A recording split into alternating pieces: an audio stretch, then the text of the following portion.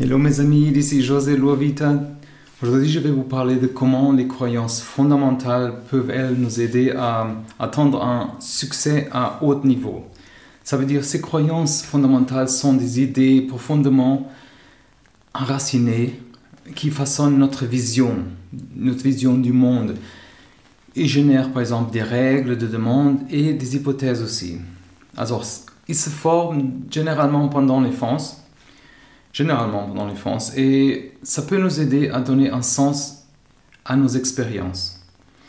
Ils peuvent être positifs ou négatifs, ces croyances. La bonne nouvelle est qu'on peut les déplacer. Ça veut dire, il faut quoi? Il faut la persévérance.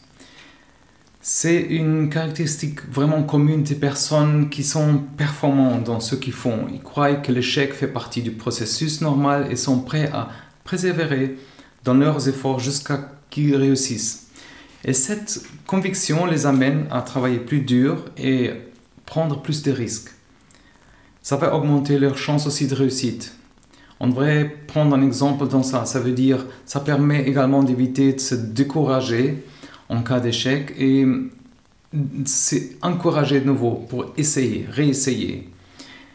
Et l'important, c'est de développer cette persévérance et développer un objectif clair et de comprendre l'importance de nos efforts. Ça va nous aider à rester motivés dans les moments difficiles et à rester concentrés sur notre résultat final. Ça permet aussi d'augmenter et d'élaborer un plan d'action pour surmonter tous ces obstacles. Ça veut dire si on décompose ces objectifs en des petites étapes qu'on peut gérer plus facilement, on peut aussi suivre notre progrès et voir les résultats de notre travail. Ça veut dire que la persévérance n'est pas seulement importante, par exemple dans la vie privée, mais aussi dans les affaires et dans tous les domaines de la vie. Par exemple, si vous essayez de démarrer une nouvelle relation, il est essentiel, par exemple, persister dans vos efforts pour rencontrer la personne de vos rêves. Je sais que ce n'est pas facile parfois, mais surtout si on était déçu dans le passé. Mais si on continue d'essayer, on va finir pour trouver la personne qui nous convient. Vous avez probablement déjà entendu le dicton si on n'arrive pas au premier coup, il faut essayer, réessayer.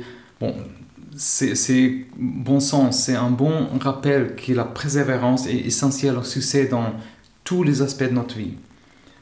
On peut essayer de démarrer une nouvelle relation, comme j'ai dit, démarrer une nouvelle entreprise, ou simplement de nous améliorer. Vous devrez faire preuve de persévérance pour réussir. Ça veut dire le manque de persévérance, c'est la raison pour laquelle tant de personnes, par exemple, n'atteignent pas leur potentiel. Il y a des gens connus, par exemple, Walt Disney ou Thomas Edison, qui a échoué des centaines de fois pour créer l'ampoule, qu'aujourd'hui, pour nous, c'est banal, quoi. Mais sans le désir et cette persévérance d'atteindre nos objectifs, c'est vraiment impossible de réaliser nos rêves. Et pour ça, il faut avoir aussi une vision. Ça veut dire une vision est une chose qui inspire les gens, qui nous inspire. Ça fournit le chemin clair à suivre pour atteindre cet objectif. Une vision incite à prendre des risques et à sortir de notre zone de confort. Et la première étape pour créer une vision est de comprendre quelles sont nos valeurs. Ces valeurs doivent être une base pour toutes les décisions. Et ça, c'est aussi un guide qui traverse notre vie. Aussi dans les affaires, par exemple, avoir une vision essentielle pour chaque organisation. C'est pas facile parfois de développer une qui soit à la fois concise et claire. Mais c'est crucial qu'on commence et d'avoir une vision à la fois aussi durable. Alors c'est bien de discuter par exemple avec tout le monde, avec un ami, avec des collègues et assurer que tout le monde se souvient de cette vision. Ça veut dire une vision claire permet d'avoir un ensemble et déterminer si on est sur la bonne voie. Et ça sert aussi comme guide lorsqu'on rencontre des difficultés. Alors pour créer une vision, commencez par réfléchir à une liste d'idées et une fois que vous avez une longue liste, on dirait, assez longue, essayez d'identifier ces idées qui sont les plus importantes. Après, vous pouvez les réduire avec des points clés. Ça veut dire Avoir une bonne idée, c'est important aussi pour avoir nos convictions. Et ça peut changer avec le temps. Et les personnes motivées par la réussite ont souvent la conviction profonde que le succès relève de leur responsabilité personnelle.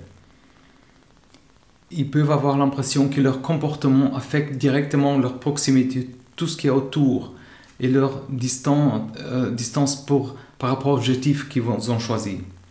Ça veut dire qu'ils voient s'ils se sont plus près ou moins près de certains objectifs.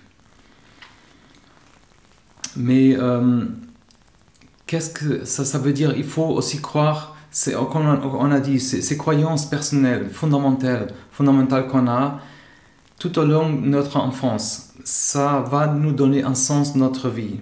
Après, comme je disais avant, ça peut nous aider, ça peut être négatif, positif, mais ça peut être positif et ça veut aussi négatif quand ça influence notre personne et à réagir par exemple avec tout ce qui se passe autour. Ça peut nous également, on est tenté par exemple présenter des distorsions cognitives, ça veut dire la manière comment on interprète le monde. Ces croyances sont les idées les plus courantes, centrales d'une personne qui est là sur elle-même par exemple, sur des autres et sur le monde que nous entoure. Ça veut dire c'est notre vision du monde à travers une lentille à travers laquelle on voit le monde. Et chaque expérience est différente. Des personnes, s'ils ont des croyances différentes, ils voient la même chose d'une manière complètement différente. Et ils ressentent aussi les choses différemment. Alors si on a des croyances négatives, ça nous donne des pensées négatives. Et ça fait aussi qu'on se comporte de manière négative. Tandis, par exemple, si on a une croyance positive, ça fait qu'on croit et on réagit de manière positive. Ça c'est important à comprendre pour pas qu'on se sente coupable. Les croyances alors les plus efficaces sont simples et sont par exemple avoir confiance en soi, traiter les autres comme on aimerait d'être traité, avoir un sens de moralité. Pour ça, il faut se concentrer aussi. La capacité de savoir exactement ce qu'on veut est vraiment, vraiment, vraiment important pour réussir à haut niveau. Ça veut dire atteindre cette puissance qu'on a besoin, quoi. C'est la clé pour libérer notre potentiel et pour réaliser quoi que ce soit dans notre vie, dans les affaires, dans la partie personnelle. Ça veut dire si on n'a pas ça, on ne va pas y arriver facilement. Ça veut dire si on se concentre trop aussi, ça peut être aussi négatif. Ça veut dire si on est presque obsédé pour quelque chose, on risque de manquer des autres opportunités autour parce qu'on est tellement fixé sur une chose qu'on ne voit pas le reste. Ça veut dire. C'est pourquoi c'est important d'équilibrer notre conscience. Ça veut dire pas trop de persistance quand même. Il faut laisser les choses aller. Par exemple, en affaires, dans les affaires, c'est essentiel de se concentrer sur les tâches quotidiennes aussi, pour mieux aussi savoir déléguer et apprendre à travailler de manière efficace et équilibrée avec les autres. Et pour ça, alors même dans la partie personnelle, il faut vraiment communiquer clairement nos besoins, les objectifs et ce qu'on attend des autres. Et pourquoi tout ça? L'important, par exemple, le but, c'est atteindre une certaine maîtrise. Et j'ai dit maîtrise aussi au plan personnel, pour atteindre ce succès qu'on veut. C'est important qu'on a un engagement ferme envers la maîtrise. Ça veut dire qu'on est prêt à consacrer du temps, de l'énergie et maîtriser un domaine pour avoir cette expertise. Parfois, c'est un processus long, mais on a besoin pour passer au niveau de maîtrise. C'est un engagement envers tous les aspects de notre vie, nos relations, la carrière, nos hobbies et les habitudes de santé par exemple. Tout le monde s'engage dans cette maîtrise, peut être susceptible, on dirait, d'être plus ou moins satisfait avec leur vie et leur santé. Mais un autre aspect, la maîtrise, ça veut dire cette maîtrise de quelque chose qu'on veut attendre, qu'on fait déjà, c'est que ça demande beaucoup d'autodiscipline. C'est quelque chose que beaucoup de gens trouvent pas facile. Ça veut dire, ça peut être réalisé avec un état d'esprit, en soutien de quelqu'un, un coach, un conseiller, un ami. Ça peut nous aider à identifier des domaines dans lesquels on a du mal, par exemple, à maintenir une certaine discipline. Et nous fournir aussi la capacité pour surmonter ces défis. Alors, je vous invite à consulter la description, souscrire déjà pour avoir plus d'informations à notre blog et aussi à la chaîne, bien sûr.